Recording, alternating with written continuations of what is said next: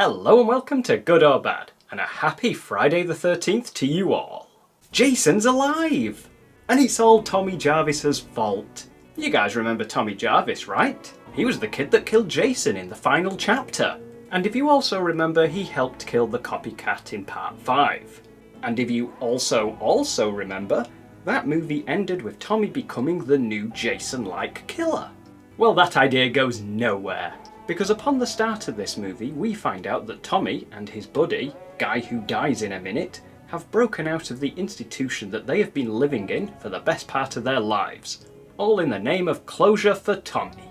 Because he has been having hallucinations of Jason for years now, and needs to burn Jason's corpse in an attempt to close that chapter of his life. But thing is, when they dig him up, Tommy gets a little bit angry and jams a bit of pointy metal in him.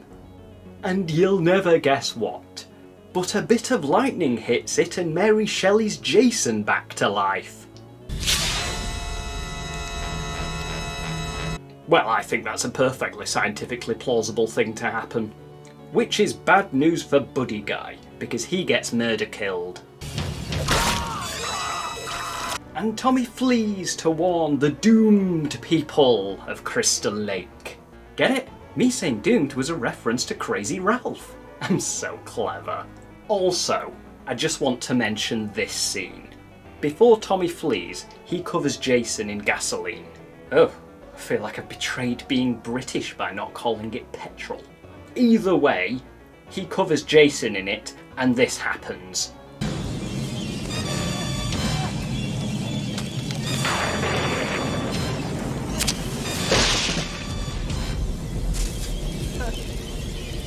I love it.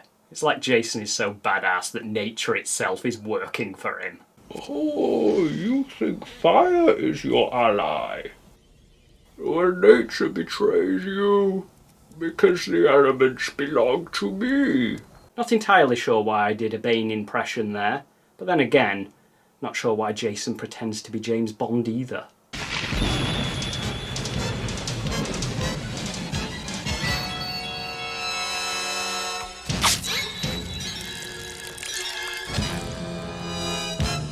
To be fair though, why not? I think he would make a perfectly good 00 agent.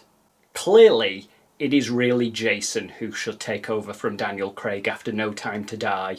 And you know what? With how often Jason comes back to life, No Time to Die is practically his motto anyway. So it's a perfect fit.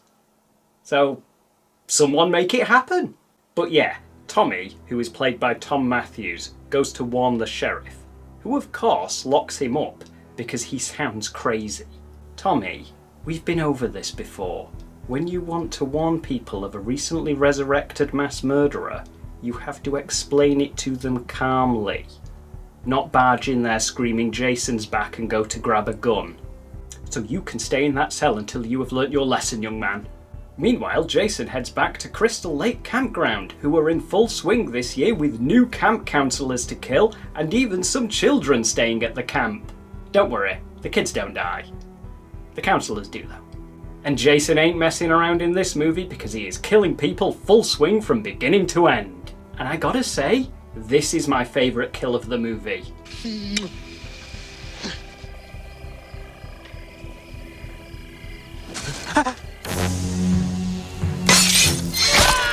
I like to see it as a message on littering.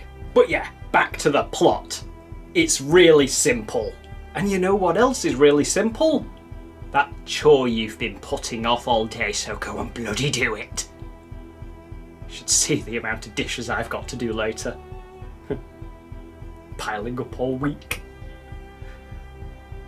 I live in filth. So yeah, like you have probably figured out, mainly because I outright told you, Tommy accidentally resurrects Jason and runs around town looking like a complete and utter lunatic trying to convince everyone Jason is back from the dead. Jason then starts killing the new counsellors. Tommy then meets Megan, who is the sheriff's daughter and the only person who believes him, and they go and help out all of those kids that are stuck in Jason's blood-drenched path of death. Then Tommy faces off against Jason and locks him up underwater and shreds his neck to shreds with a boat propeller.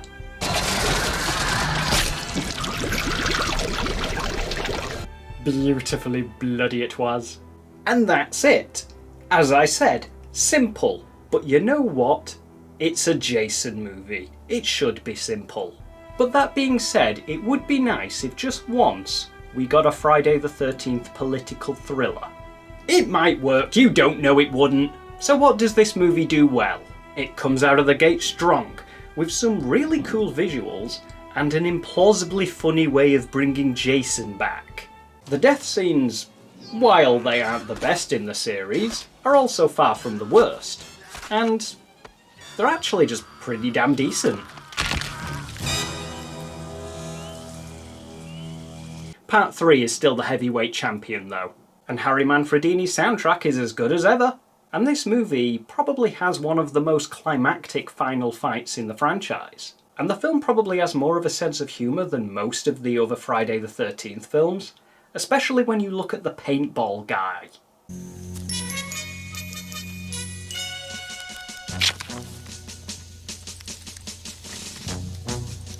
Because if I am honest, if you just look at this scene on its own, you would think it's from some kind of a comedy. Then there are the kids in this film. They display the calmest reaction ever to being in the epicentre of a mass murder. I think we're dead meat.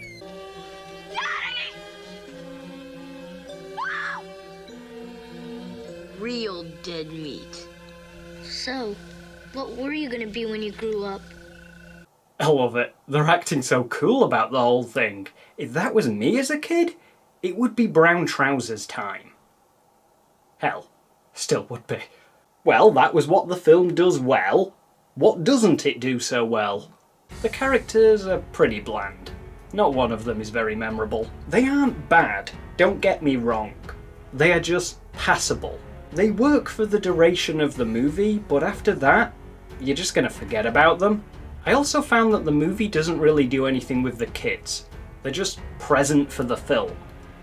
And a funny line. But other than that, they had nothing. But without a doubt, the worst thing this movie does is actually something it doesn't do. The last movie ended by setting Tommy up as the next killer. Then this movie comes along and does nothing with that, and therefore cheapens the character and just turns him into an ordinary, boring hero. Honestly, I thought the psychologically damaged Tommy that we saw in Part 5 was more interesting, even if Part 5 didn't do much with him. But then again, they were setting him up to become the killer in this movie, which this movie chucks out of the window faster than I did with my copy of Shark Exorcist. Guess what my next video is about?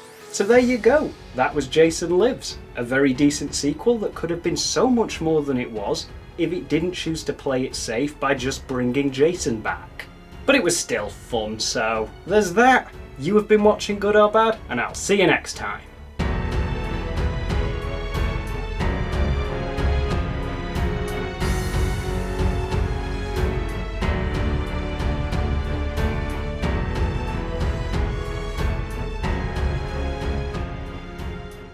Which this movie chucks out of the window faster than I did with my copy of Shark Exorcist. Guess what my next bollocks.